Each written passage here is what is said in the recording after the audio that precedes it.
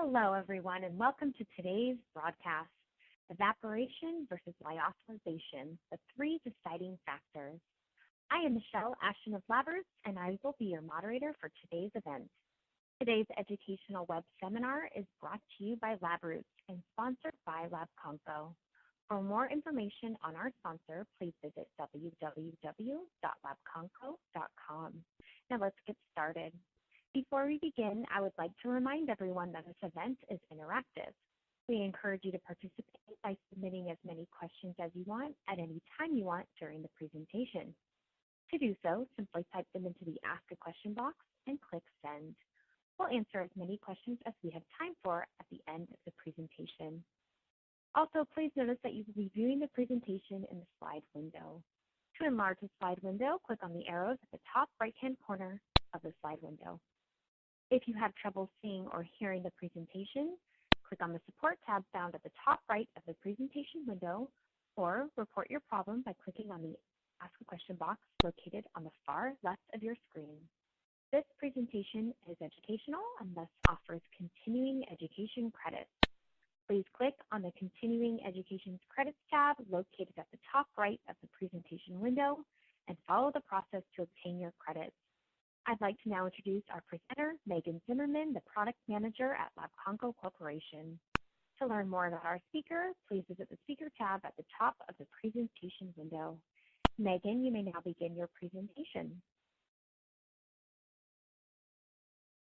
Thank you, Michelle, and thank you to everyone for joining. Today we'll be talking about what you need to know before deciding whether evaporation or lyophilization is the right method for your samples. We'll start with a brief introduction, reviewing some common terms, phase changes, and the three factors you need to consider to determine which method is right for your work. Then we'll review the differences between concentrators, evaporators, and freeze dryers. At this point, you should have a good idea of what process is right for you, so we'll end things by discussing how to select equipment based on your samples and needs.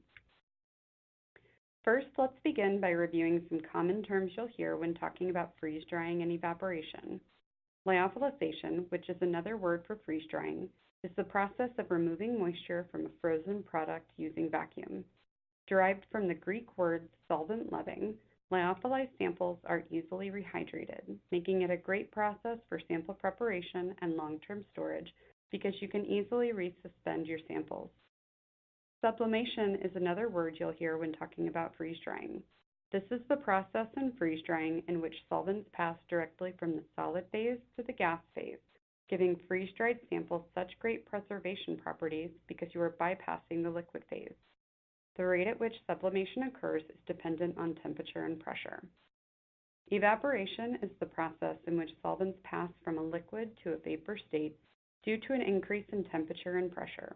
Evaporation is a relatively quick process, taking minutes to hours to complete, making this a great option for people looking for sample prep equipment. This graph shows what's happening to your sample when you freeze dry or evaporate. For sublimation within freeze drying to occur, you need to have a cold enough temperature and a deep enough vacuum for your sample to go from a solid to a gas. If either of these things does not occur, the sample will actually evaporate and not get the preservation properties that you would get with sublimation. This makes pressure and temperature critical components of freeze drying. While freeze drying, it is important to cool the material below its triple point, which is shown on the graph. The triple point is the highest temperature at which the solid and liquid phases of the material can coexist. Being below this point ensures that sublimation rather than evaporation will occur. When trying to decide which evaporation or freeze drying method you should use for your work, there are three important factors you should always consider. The first factor is a pretty basic question. What type of samples are you working with? Are you working with solvents or acids that can be tough on stainless steel, acrylic, or rubber components? Or are you working with aqueous samples? Maybe you're working with alcohol samples that have a very low freezing point. Factoring in your sample solvents or alcohol content is very important when deciding what type of equipment you should use to complete your work. It is also important for you to know if your sample is heat sensitive or volatile before deciding which method is right for you. The second factor you need to consider is your sample volume. This is important for individual sample volume as well as total run volume. Most evaporation equipment can handle individual sample volumes from 1 milliliter to several hundred milliliters. Freeze dryers, on the other hand, can handle volumes up to several liters, allowing for greater sample throughput. Finally, the third factor you should consider is what is your sample being used for. For many people only looking to complete a step for sample preparation, evaporation equipment will be enough. For those who are working with samples meant for long-term storage, freeze drying equipment will be the way to go. Now let's talk a little about what makes these methods and equipment different from each other. First up, we'll discuss the CentriVap concentrators. These concentrators are meant for slower evaporation of smaller sample sizes, as the samples spin in a centrifugal motion at a fixed speed. Not to be confused with centrifuges, these concentrators operate at 1,725 RPMs, meaning no separation of the sample from the supernatant occurs during this process. The CentriVap also operates on a vacuum delay, allowing the rotor to reach maximum speed before the vacuum turns on, protecting your samples. The method of evaporation the CentriVap uses is evaporative cooling. Since the heat source does not come into direct contact with the sample, this makes the concentrator a great choice for those of you who are working with heat-sensitive samples. The heat timer also runs independently from the run timer, so you can limit the amount of heat your sample is exposed to.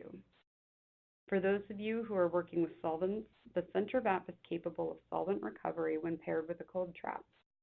The cold traps are offered at 3 temperatures, minus 50 degrees Celsius, minus 85 degrees Celsius, and minus 105 degrees Celsius, and your selection should be made depending on your solvent's freezing point.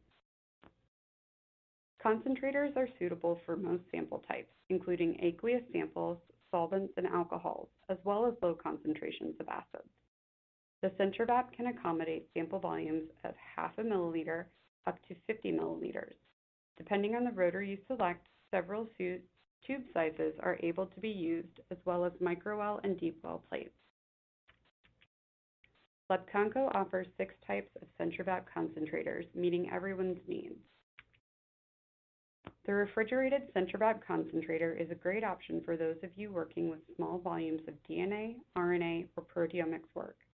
With the ability to heat the chamber up to 100 degrees Celsius, but also cool it to minus 4 degrees Celsius, this is a great choice for people working with very heat-sensitive samples.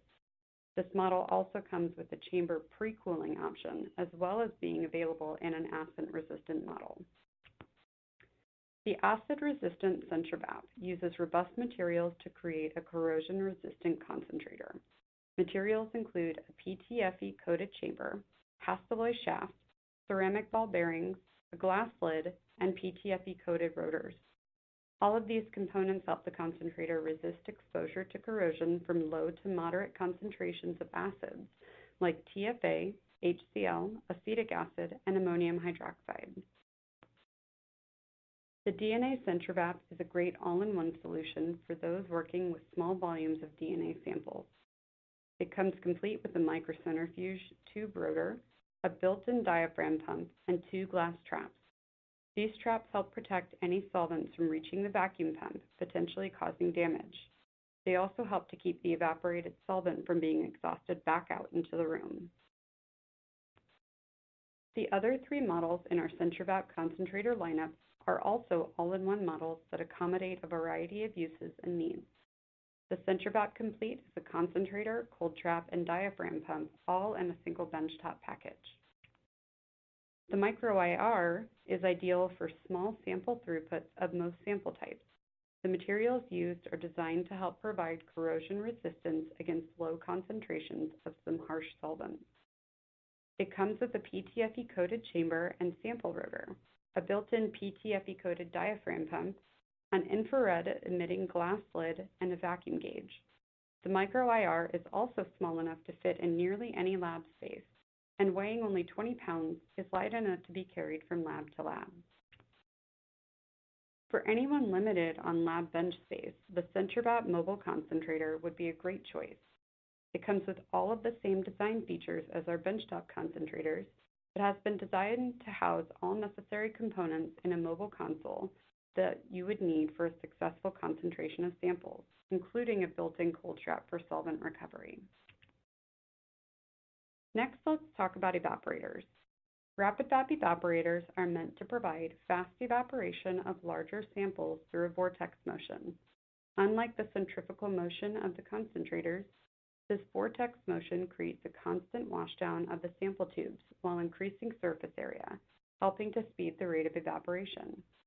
The washdown of the tubes also allows for better recovery rates. The RapidVap evaporators use dry heat that comes into direct contact with the sample compared to the heated chamber of the concentrator.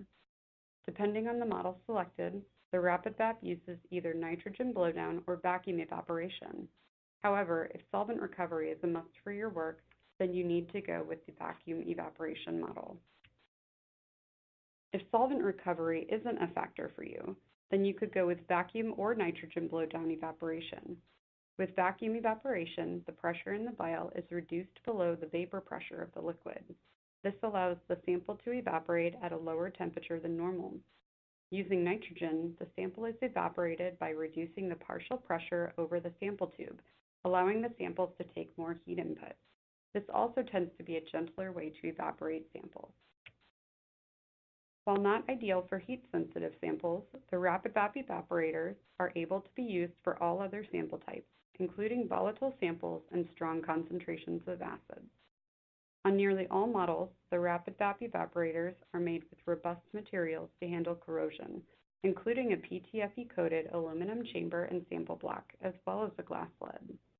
The evaporator can also handle larger sample volumes compared to the concentrator, ranging from 1 milliliter up to 450 milliliters, and includes audible alarm signals to indicate when the desired endpoint of a sample has been achieved. LabConco offers 4 types of RapidVap evaporators, 1 vacuum system and 3 nitrogen blowdown systems. The RapidVap vacuum evaporator, paired with a cold trap, is especially meant for those of you who need solvent recovery during your run. However, it is also a great choice for volatile samples. While volatile samples run the risk of bumping under a deep vacuum, the RapidVap vacuum evaporator comes with full vacuum control, allowing you to precisely set the vacuum level to minimize sample loss while still speeding evaporation. The glass lid also comes with a heater to prevent condensation on the lid to help prevent cross-contamination between samples. The sample volume range for this evaporator is 4.5 milliliters up to 450 milliliters. To obtain even greater solvent recovery rates with the vacuum evaporator, consider pairing the vacuum evaporator and cold trap with the RapidVap trapping valve. This valve is placed between the evaporator and cold trap, slowing down the solvent transition from the evaporator, allowing the cold trap to work more effectively. This trapping valve is only for use with the RapidVap vacuum evaporator and is not able to be used with the nitrogen blowdown systems. The RapidVap Vertex is a nitrogen blowdown evaporator. However, instead of the samples moving in a vortex motion, they are kept in a fixed, angled position inside a sample block. The angle gives the samples a greater surface area and optimized recovery. This design is similar to water bath evaporators in the way that heat and nitrogen are delivered to the samples. However, the dry block heater requires less maintenance, no rust, and no condensation buildup on the lid to cause cross-contamination between samples. Sample throughput of the Vertex is also a little different from our other RapidVap evaporators. Depending on the block selected, the Vertex has a throughput of up to 50 samples with volumes ranging from 1 milliliter up to 60 milliliters. If you're looking for temperature monitoring, the Vertex includes a temperature sensor so you can monitor the block or sample temperature throughout your run. For more volatile samples, the Vertex also includes a built-in nitrogen pressure regulator to control the pressure that is delivered to the samples. If you aren't running a full block of samples, the Vertex is also designed to help reduce the use of nitrogen with a control valve that delivers nitrogen only to rows where samples have been placed. The RapidVap Vertex Evaporator is ideal for preparation of samples in a variety of applications, including drug discovery, environmental testing, and forensic evidence processing. Offered as a more efficient automatic alternative to rotary evaporators, the RapidVap N2 and N248 offer some unique features as a nitrogen blowdown evaporator. Similar to the Vertex, nitrogen reduces the partial pressure directly over the liquid, and the samples come into direct contact with heat. However, the samples also move in a vortex motion. This motion is microprocessor controlled to help increase the surface area of the sample and speed the rate of evaporation. Nitrogen usage is also conserved by being able to deliver the nitrogen in clusters when full sample loads are not required. These evaporators are ideal for those who aren't looking to take their samples to complete dryness. With the unique cool zone that insulates samples in stemmed glassware below the heated block, it allows samples adequate time to be removed before reaching dryness. The maximum individual sample volume for these evaporators is up to 450 milliliters. Finally, let's talk about freeze dryers. Different from concentrators and evaporators, freeze dryers require a completely frozen sample prior to beginning sublimation. This is the only way to achieve the desired preservation properties this type of method can provide. To drive the moisture out of samples, freeze dryers use a deep vacuum and either evaporative cooling via flask freeze drying or direct heat through heated product shelves. As the moisture is pulled out of your samples, the vapor is drawn down toward the collector coils of your freeze dryer, where it collects as ice throughout the course of the run. FreeZone freeze dryers can be used for nearly all sample types as long as the correct equipment is selected. If you are working with low to moderate acid concentrations, PTFE coating is required in order to protect your freeze dryer from corrosion. Alcohols can also be used with freeze dryers, but due to the low freezing point, we recommend only using a concentration of 10% or less. Otherwise, you run the risk of the vapor not being trapped by the collector coils. FreeZone freeze dryers are available in 3 collector temperatures, and for most sample types, we recommend a collector temperature of -50 degrees Celsius for aqueous samples, -84 degrees Celsius for most solvents, and -105 degrees Celsius for alcohols. Knowing your sample's freezing point will help you determine which collector temperature you need. Freeze dryers can be used as a sample prep step if you are planning to quickly reconstitute your sample, but would not be as quick as evaporation.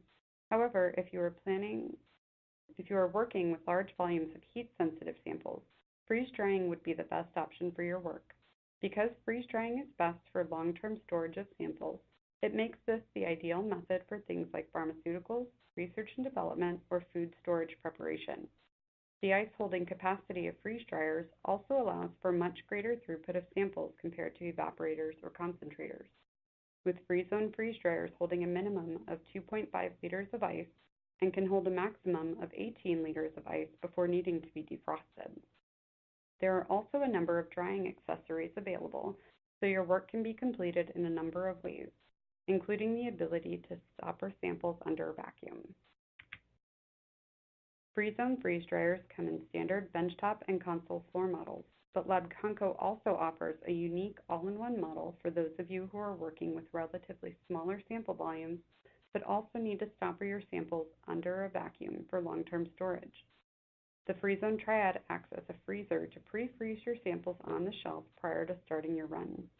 You can also freeze dry your samples in multiple ways without purchasing additional drying accessories, whether it's through flask freeze drying via the ports on the side of the machine, or through bulk or vial freeze drying on the shelf.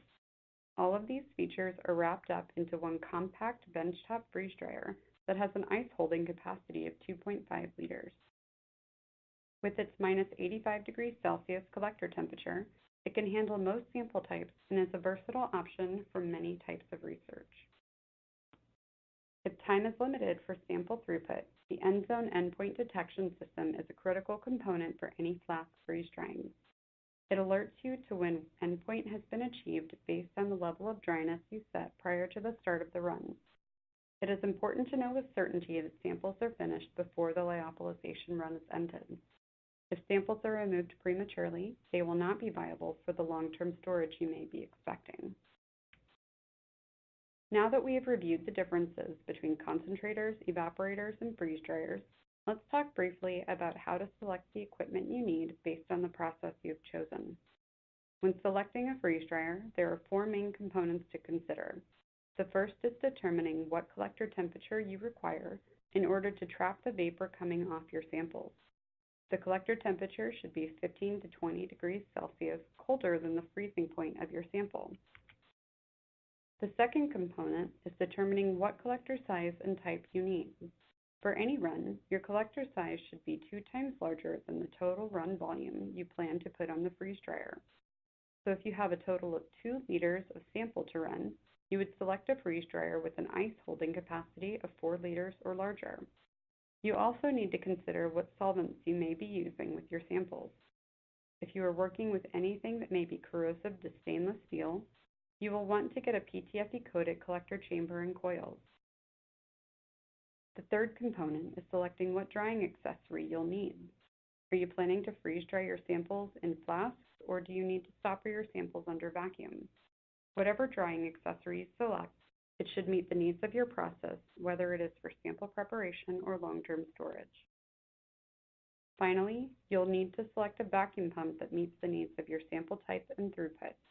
Freeze drying requires a vacuum pump that can reach 100 microns and a displacement of 98 liters per minute. However, you also want to take into consideration what types of samples you'll be freeze drying.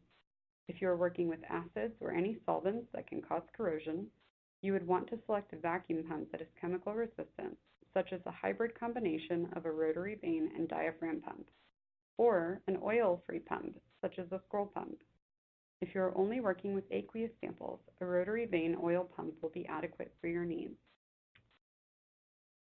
To select a concentrator or evaporator, there are 3 main components to consider. The first would be a general review of your sample information. What is your individual sample volume and tube size that you plan to use? Is your sample heat sensitive? How many samples do you need to complete per run? What solvents are being used? All of these questions are critical to determining which equipment would be right for you.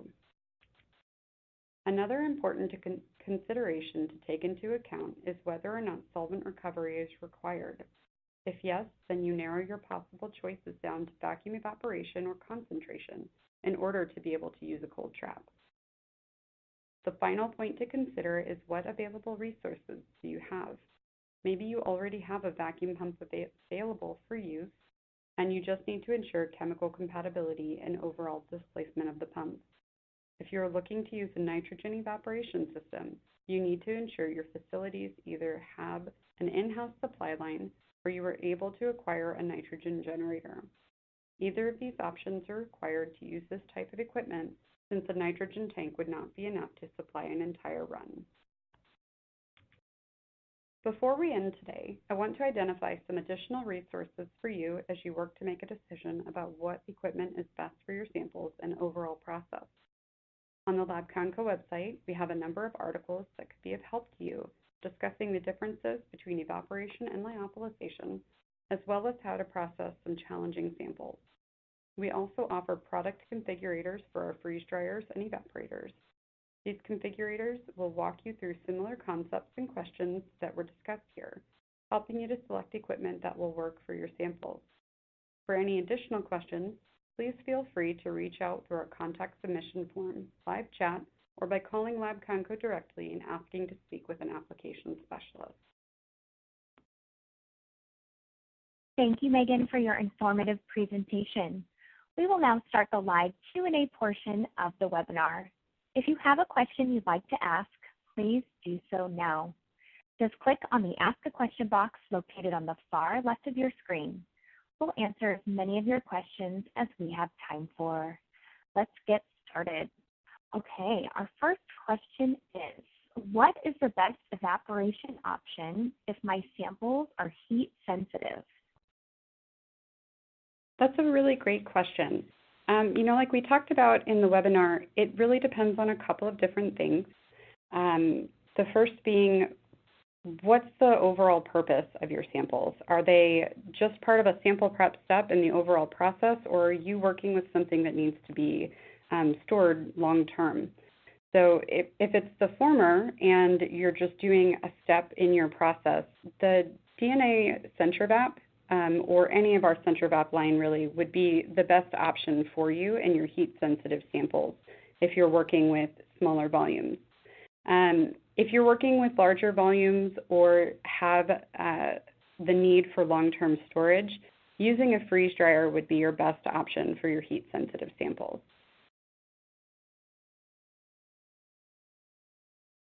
Great, thank you. All right, our next question. How is heat delivered to the samples in the Vertex evaporator? So on the Vertex, the heat is actually coming from the bottom of where your aluminum block is placed. Now, even though it's not also heating from the sides of that block, the block was designed and made with aluminum, which helps ensure greater temperature uniformity throughout the block. So that single heat source is adequate for heating your samples throughout the entire aluminum block.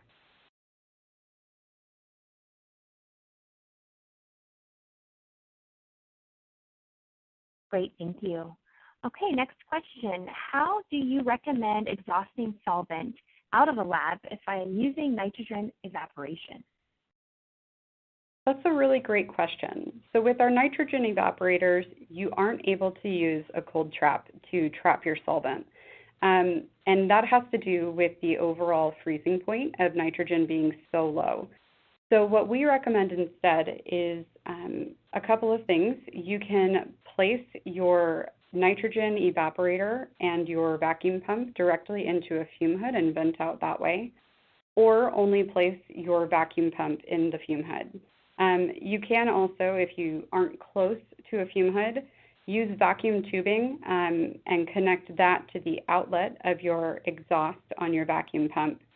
I'm sorry, not vacuum pump, to the nitrogen evaporator and direct that to your fume hood to exhaust out. Great, thank you, Megan. It looks like all the questions we have at the moment. I do want to remind the audience that you can submit questions during the on-demand period, and those that are submitted during that period will be addressed by the speaker via the contact information you provided at the time of registration. I'd like to thank Megan. We'd also like to thank LabRoots and our sponsor, LabConco, for underwriting today's educational webcast. LabRoots will alert you via email when it's available for replay. We encourage you to share that email with your colleagues who may have missed today's live event. Until next time, goodbye.